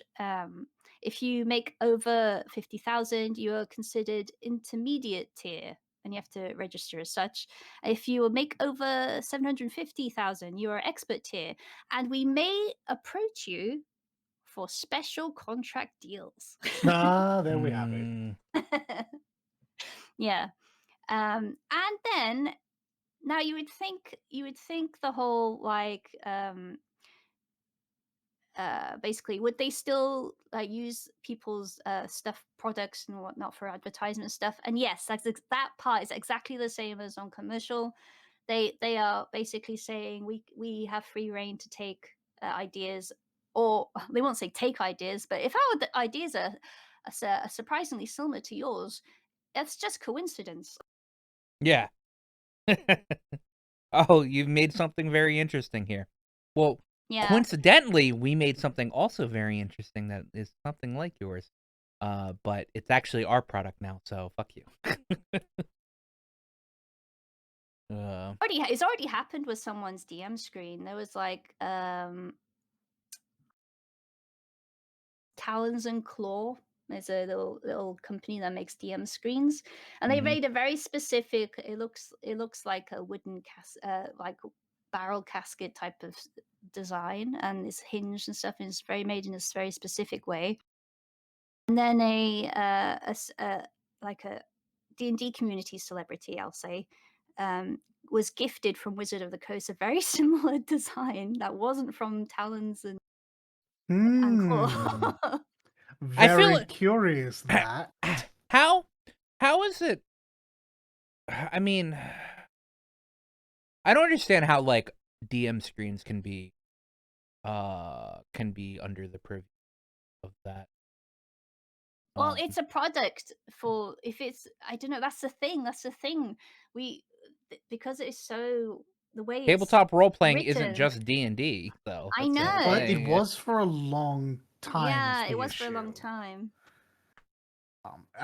I don't think they could get away with that now at all. But it might be one of those weird older type of things that they were able to get away with once, and now it's just grandfathered in.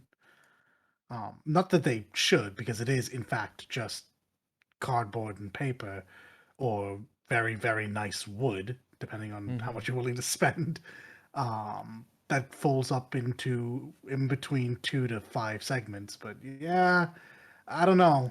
Things were different back in the 70s and 80s. Yeah, so a lot of people are worried about how the media is restricted that they can publish on. You know, Yes. you're not allowed to make so and so. You can't. It's only PDFs and books, and you know how it's just very frustrating. There's lots of different things that are frustrating. So it's just ah. Well, So yeah, it's an exodus that's happening again. It's oh yeah. happening now before it's even officially dropped. So I don't blame them. This is Wizards being extremely greedy. Like there's no way that they're losing money doing what they currently had, because like I no, mean no, all of the D&D books are published through Wizards of the Coast, and they sell for a crap ton of money. yeah. Oh, And it's not DMs. about losing money. No, it's about It's making about more. It's making optimizing, all, yeah, yeah, optimizing yeah, income. Yeah, Absolutely. and I find it's yeah. very short-sighted. For example, we all know Critical Role, but they Mhm. are the folks that in recent times has gotten many, many new people Oh into yeah, D&D. 100%. Yeah, Yeah, 100%. that crowd's just going to follow them if they choose to leave, right? Yeah. yeah. And I don't think Mercer and them will leave, but you know, well, there's a recent liked tweet by one Matt Mercer that might suggest Yeah, otherwise, I'll be but honest. I no. think because of how keen-eyed they are about business and just being, optically unimpaired and seeing how bad this is, there's a very real chance. I mean, Matt said it before when he didn't like the product. He went and they play Pathfinder. Oh, yeah, true, true. yeah, Remember, and the game that started Critical Role's popularity Was started Pathfinder. in Pathfinder. yeah, Mm-hmm. and they also have their own publishing stuff now as This well. is true. So They're a proper company now. yeah, so we'll see. But yeah, the Wizard of the Coast seems to have been very short-sighted. They don't realize why Dungeons and Dragons has become so popular recently.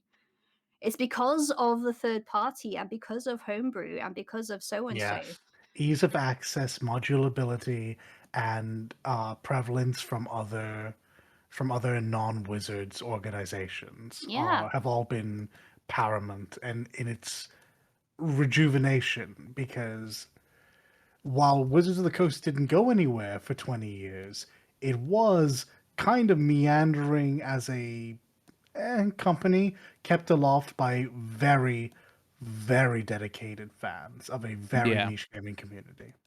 yeah. So in this struggle to earn more money, they might put themselves back to earning less, just having bigger prices on everything, on literally yeah. everything. I didn't know half of this.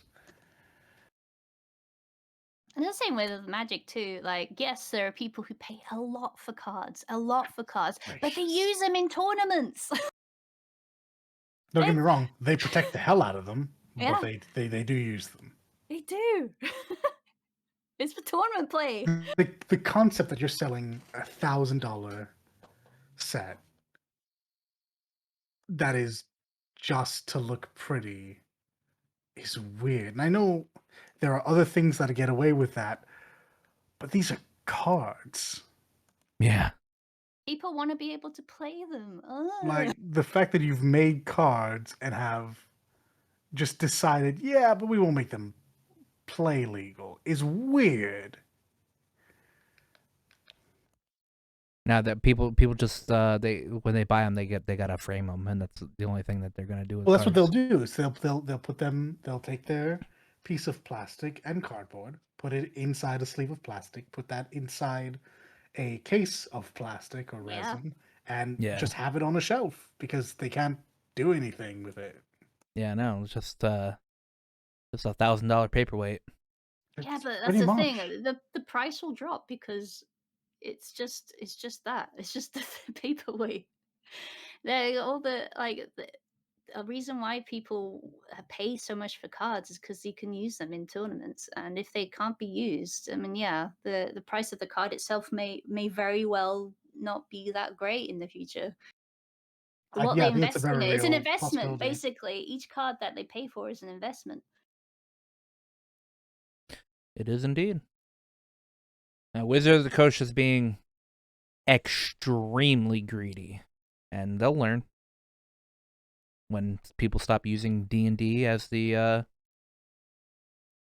name, and they'll go to like I guess Some what. other D20 based product, or maybe not even that. Maybe Yeah, not even that. they'll have their eyes open to the wider world of Yeah, tabletop there are role so playing. many different mechanics. Like there's like the D10 systems. There's the ones that just use D6s, a pool of, might I add. You know, there's Mhm. lots of different, and they're all just as, like I said, there's other open game licenses for them too. And Mhm. there's lots of homebrew stuff for that. So there's a whole world out there, kids.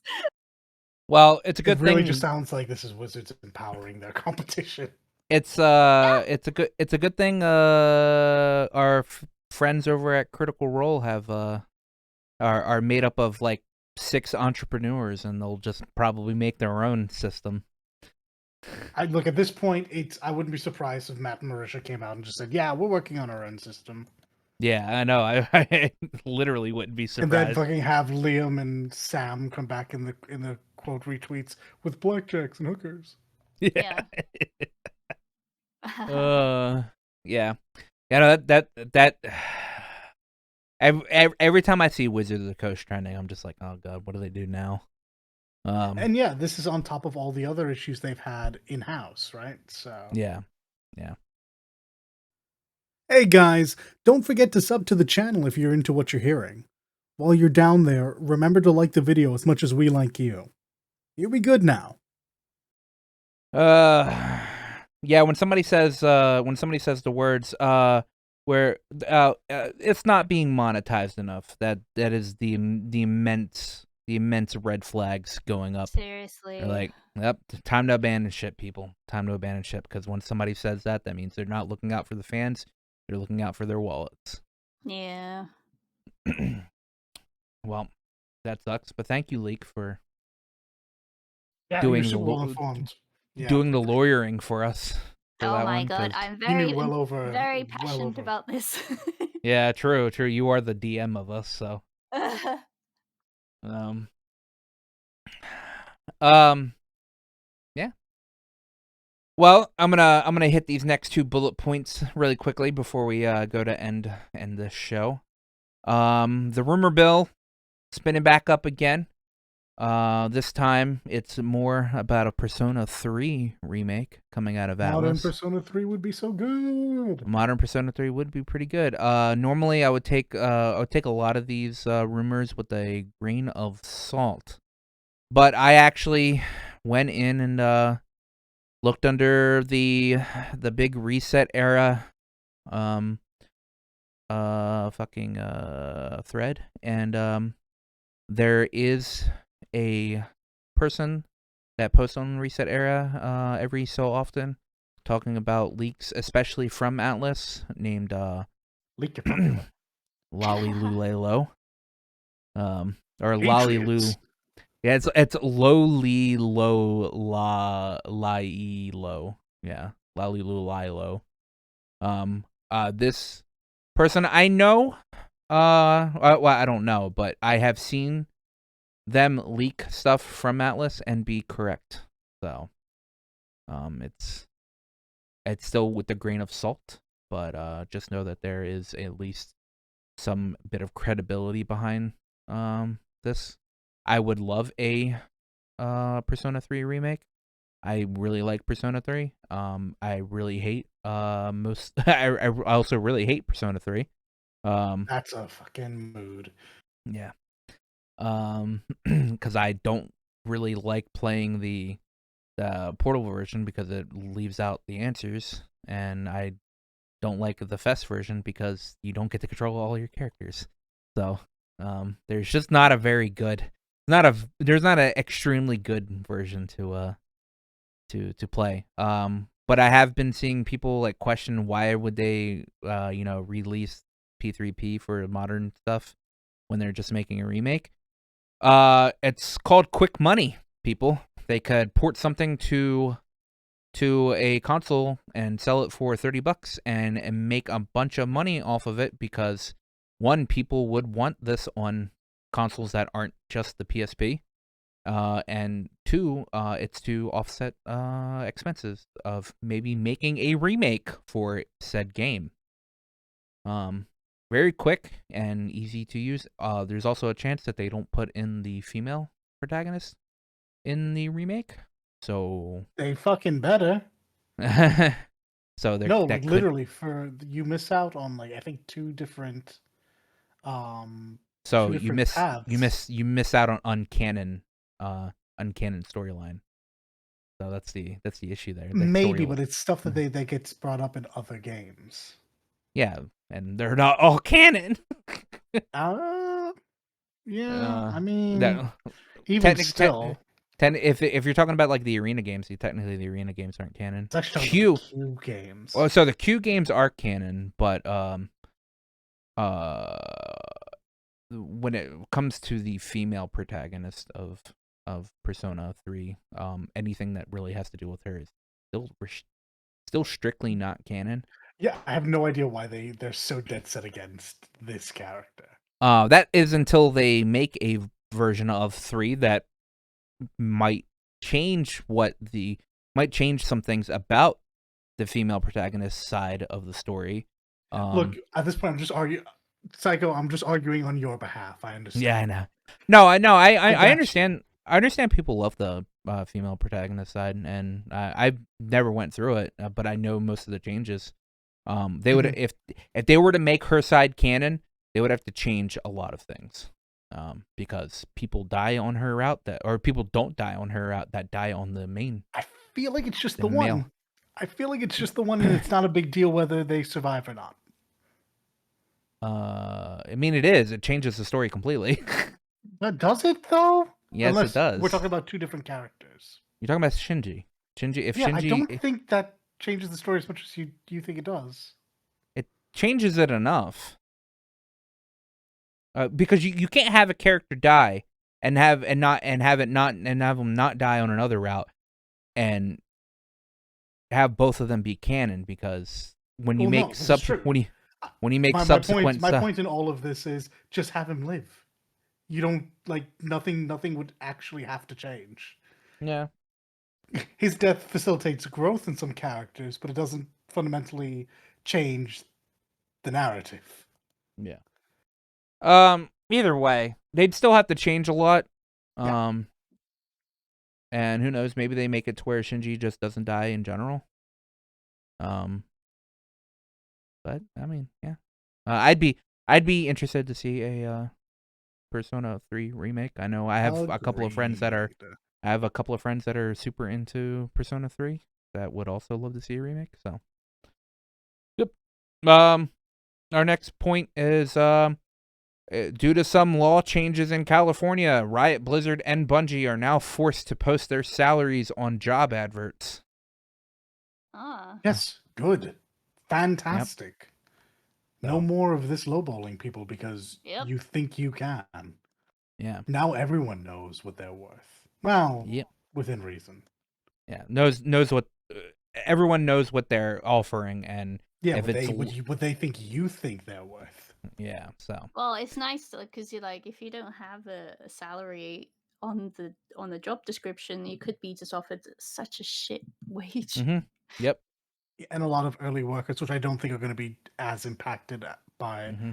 by this as like veteran staff, Yeah, would be absolutely taken advantage of yeah, and yeah, yeah. be like lowballed aggressively. Yep. This is super important for people that are wanting to go into the business, going into the industry for jobs like QA testing, Yep. because that is the shits of the development of the game development industry. QA testing, while some people love QA testing, it's also like It's the a very difficult job. yeah, Well, I wouldn't Oh, it's say that. mind numbing. It's a very important job that people always, Yes. yeah, disparage. Like yeah, it's you need QA testers. Like your project really does need them, and you should mm-hmm. treat them well. Yeah, and they get paid ass, so, Yeah, yeah, and are forced to work very long hours too. When exactly. when when when when game journalists talk about like stuff like crunch and stuff like that, it hurts a lot worse on the QA testers, because most of the QA testers are the ones that are crunching. Yeah, So yeah, near the end of the project. Yeah. Oh yeah, God. yeah. So yeah, it's good. Both yeah, Riot, Blizzard, and Bungie being forced to show that it's good. Now everybody can be like, I want to get into this industry, and they look at either Riot, Blizzard, and Bungie, and they're like, well, Bungie pays more, going to Bungie. So, which I would assume Bungie probably does pay a little bit more. Just considering the nature of Riot and Blizzard. Um, though Riot probably does. I have a friend that works in Riot, and he gets paid pretty well. So, yeah, that's the news for this week. I didn't see anything else outside of the Final Fantasy 14 list of songs that are in the Theatrum Final Bar line Right. Yeah. got Ah, that's announced. nice. Um, Jay from JRPG fucking was like, all right, the first song I'm playing in this game is A Long Fall. So which is super good. Seeing Soken's work in a Theatrum game, yes, that's Yes. yes. Correct. I saw this list and I was like, okay, you know what? I'm probably getting this game actually. Uh, so getting over. I'm gonna get it for PlayStation because I know D's been saying something about getting it on Switch, and I'm like, I don't know about that, man. Switch, but PlayStation, yeah. So anyway, that's it for this week's podcast. What are the plans for this coming week? Oh, I got a lot to do. Like aforementioned Dark and Darker stuff. My commissions to finish. I will probably play some more Elden Ring, and I think that's all I'll have time for besides some casual games. Aye, that's the mood. Work's gonna have me running up and down in this bomb cyclone that we're getting, so I'll peek in and do some cheeky Crisis Core here and there, and we have the Arc Knights event starting up on Friday. Yep, it's So Friday, baby. Yeah, boy. um, that's what my plans are. How those will be changed and augmented, we will find out next week. Mm-hmm. Well, as everybody knows, Friday is the day that all my Arc Knights playing will come to a climax, as when Gaviel comes out. As for plans for this week, since we're recording on Tuesdays now, I have moved my White Knight Chronicles stuff to Mondays and Thursdays. So on Thursday, I Hey, will be playing more White Knight Chronicles on stream. And then Friday, I will be streaming me playing, me wasting a bunch of money in Arc Knights, get Gaviel, and hopefully hopefully I'm lucky and don't have to actually waste much money. But knowing me, since this is the only thing that I want in this game, it's probably going to be the desire sensor is going to be kicking into full gear with that one. So yeah, I'll be doing that, and then in between that, I'll be riding along this nice journey that Kojima's taken me on while I deliver people's packages and avoid weird extraterrestrial death beings that float in the sky. And I guess listen to Troy Baker sing, because I assume he probably also sings in this game. Oh, he probably does, come to think of it, but it's mostly low raw, no? Oh yeah, but I mean like Well, not non-Kojima, but it's genuinely a good soundtrack. I'm not talking about like OST wise, but I'm talking about like if once I get to a cutscene that has Troy Baker in it, maybe he will be singing in that one. Obviously, the first like couple of hours I've already seen Mads Mikkelsen's character in weird little baby flashbacks. So, BB flashbacks, yes, true. Yeah, that's all I got planned for this week. So come by on stream on Thursday and Friday to watch me play an old video game that is bad, and to play a mobile game and spend too much money. Yeah, if you made it this far, please hit that subscribe button and like and comment, and help send us questions if you want. If you watch and are so inclined to send us questions. But that's it for this week, and we will see you guys next week. Bye. Be good now. Bye. Before you go, remember to like, comment, and sub to us. Not only does it help out the channel and let us know what you're into, but it also makes you 100% cooler than everybody else. I checked with Aqua. It's definitely true.